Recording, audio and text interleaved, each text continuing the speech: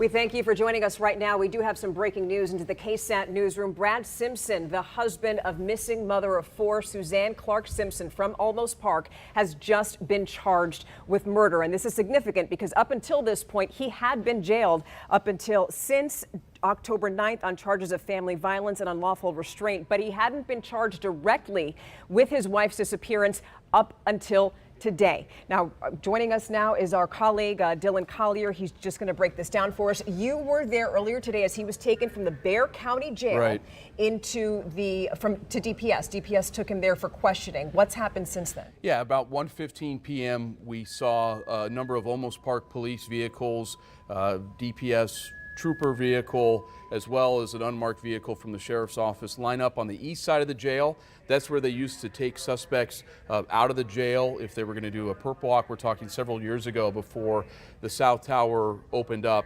They left about 1:15 p.m. with lights and sirens on, and then less than 2 hours later, so now a little after 3 p.m., that same convoy returned. We have since learned that Simpson was taken from the jail by law enforcement to a DPS office. He was questioned one last time in connection to the disappearance of his wife, Suzanne, and according to sources, regardless of what he said today, they already had a warrant signed for his arrest for murder, and that's them booking him on that charge about 3:08 p.m. So we know throughout this entire case, it's been DPS, Almost Park Police, and also the Bexar County Sheriff's Office that's been investigating this case. This is a search, folks, that has spanned beyond Bexar County. I mean, there was the search in Almost Park near their home and also over in Boerne. Boerne, it was one of the first searches outside of Almost Park, was near that RV park in Boerne. We had 5 days, close to 5 days of searches at that landfill in southeast Bexar County. There's been some chatter among law enforcement that there's potentially a connection between Brad Simpson and the Bandera area. We know that his family has a ranch out there. That's been one of the common places that has kind of been talked about, maybe somewhere they should be looking for Suzanne's body. So, you know, a lot of different locations, a case that has evolved slow at times, and then today a lot of movement in this case. We have Simpson charged with murder.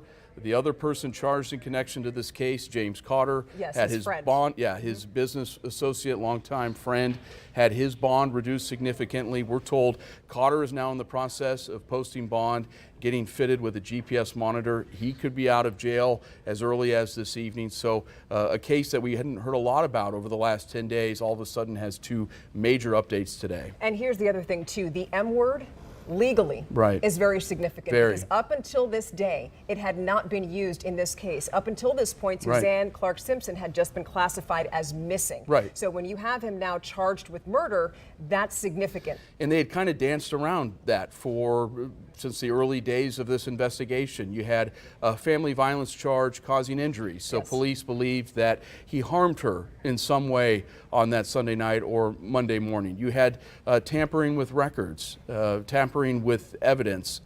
You had his friend accused of concealing evidence. So they were sort of dancing around what unfortunately a lot of us believed was going to happen, and that is eventually they're going to charge Simpson with his wife's murder, and now we've reached that point. Now here's the thing though, no body has been found.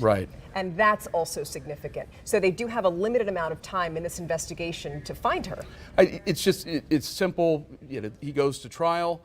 His defense attorney asks them to present evidence that Suzanne Simpson is dead. If they're unable to do that, then he's able to get a dismissal. So in Texas especially, you sort of need a body to go to trial and get a conviction for murder.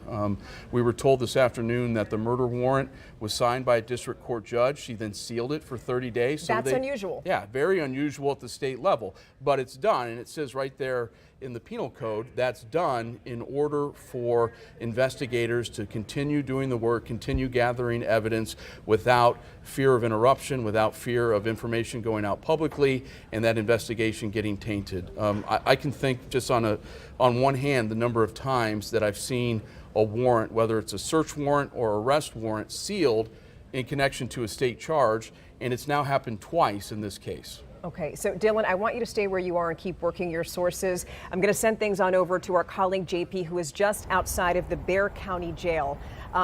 He's live there with an update right now. JP, what are you hearing there?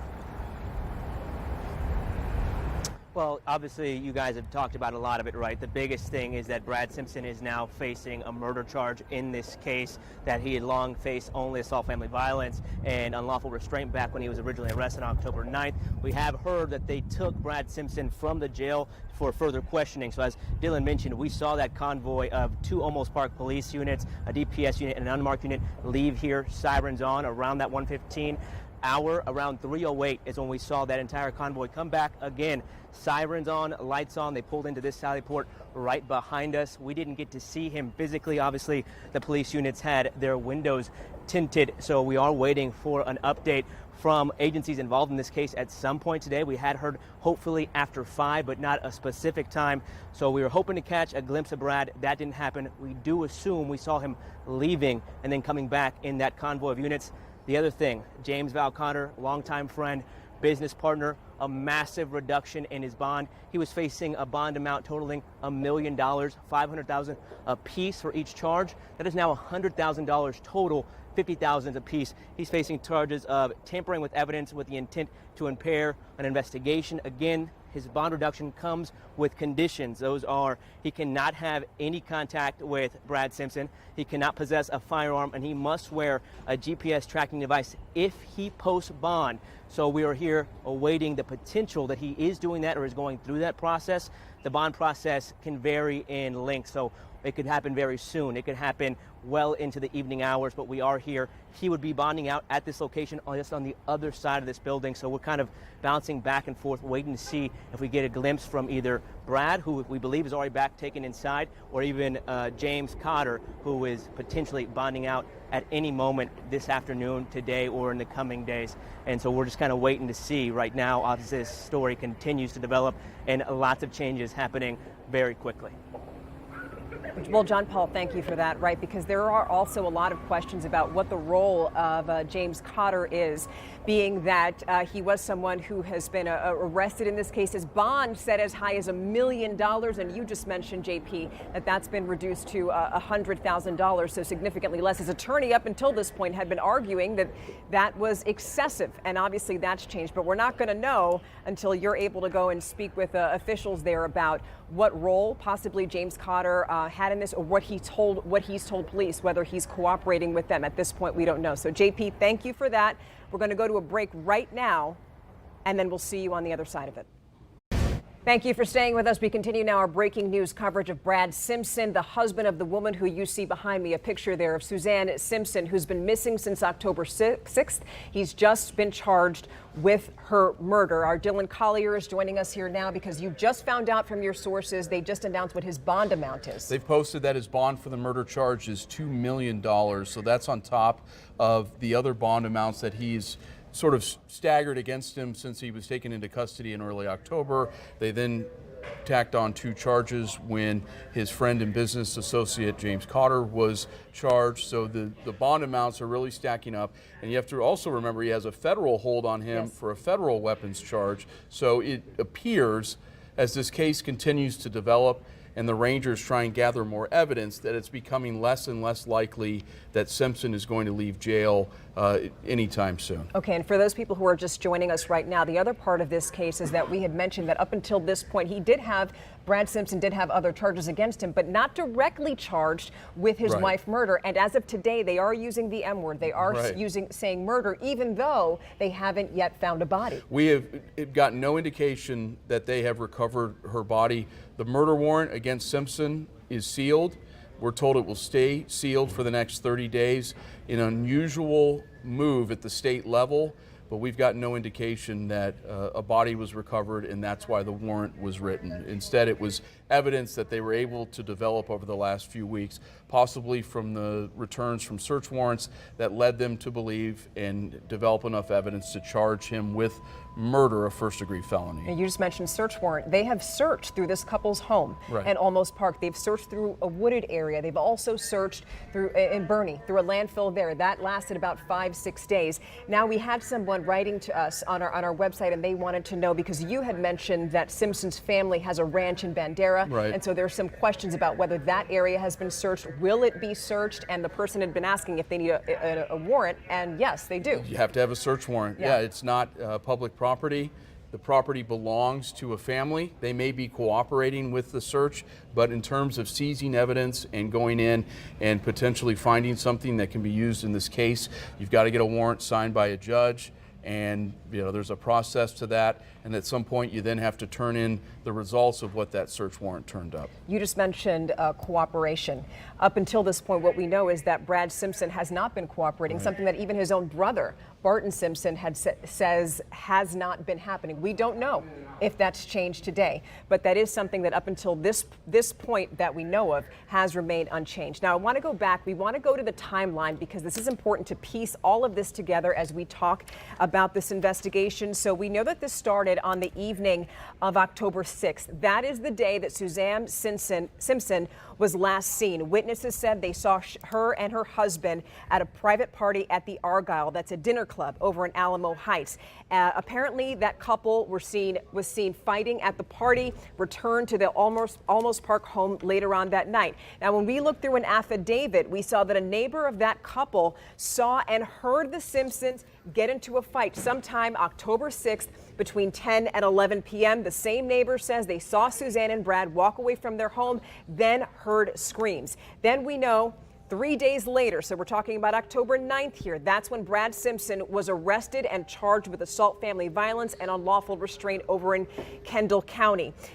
And when we go back a little bit, October 7th, that was the day that Brad Simpson reported his wife missing. So now we're going to go to October 11th. Federal authorities placed a retainer of Brad Simpson to keep him in jail. That's something that usually happens when a federal agency wants to keep an inmate in custody. And then on October 15th, Brad Simpson was hit yet again with a new federal illegal gun charge.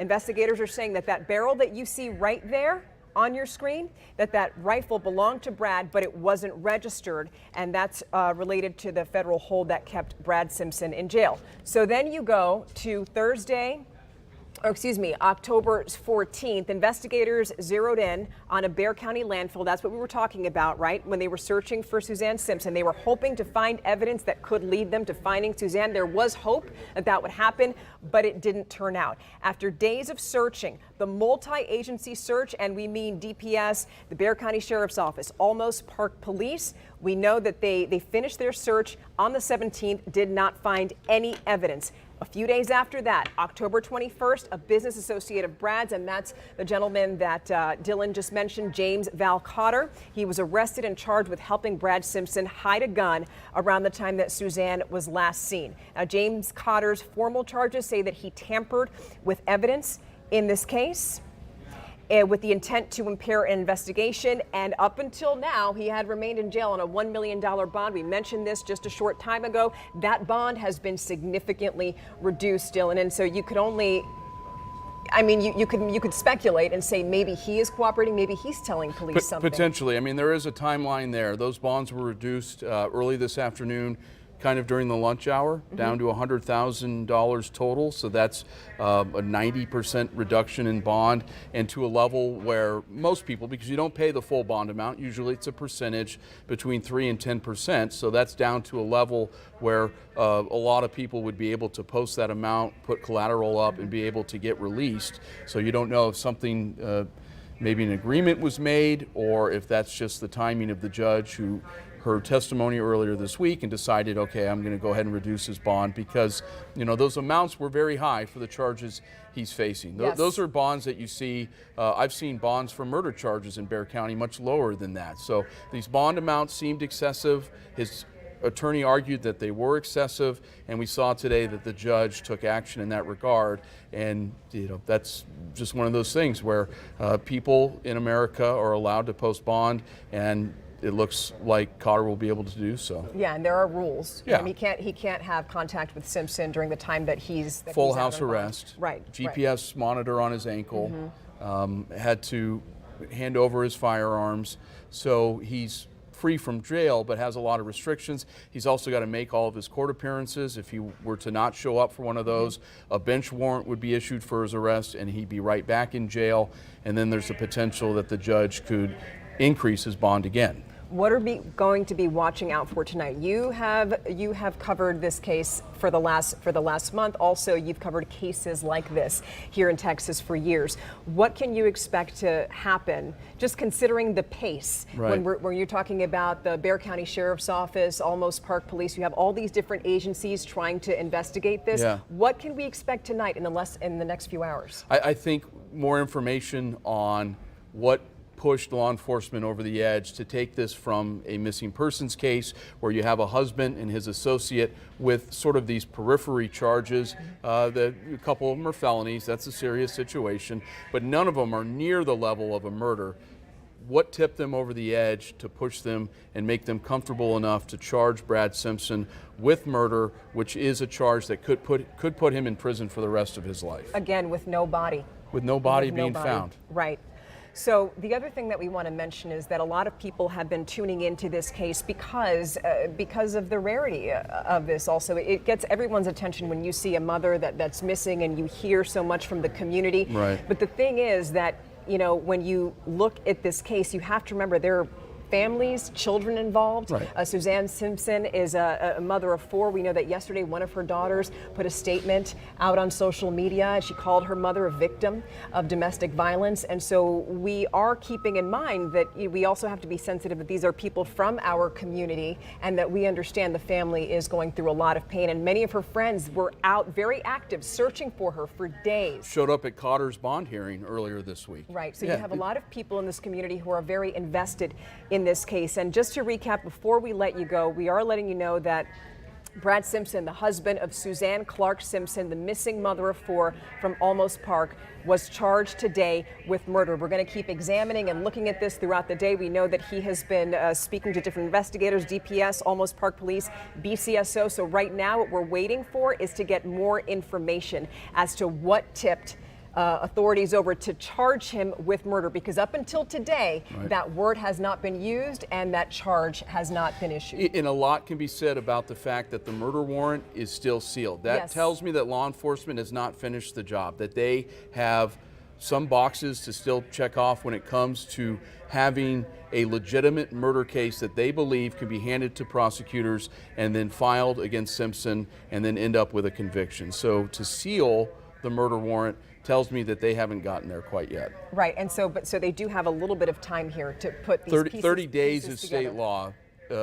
You can keep it sealed for 30 days and use that clause where you're hoping to keep the public from having this information and potentially messing up the investigation. So the clock is ticking on it. I mean, 30 days ago is when she disappeared, and right, we've already crossed that threshold. So, you know, time moves fast in these circumstances. Right. So what would need to change as far as this is concerned? Would they need to find a body? A witness needs to come forward. They need to get significant surveillance footage or a confession, or maybe the friend, or something from maybe Simpson said he did it in text conversations. Maybe they have some kind of evidence of communication that he made after she disappeared that they believe is him talking about doing something to her, potentially hiding a body. There's got to be more than they had a fight, she disappeared, let's wait 30 days and then charge him with murder because he isn't cooperating. They must have something more than that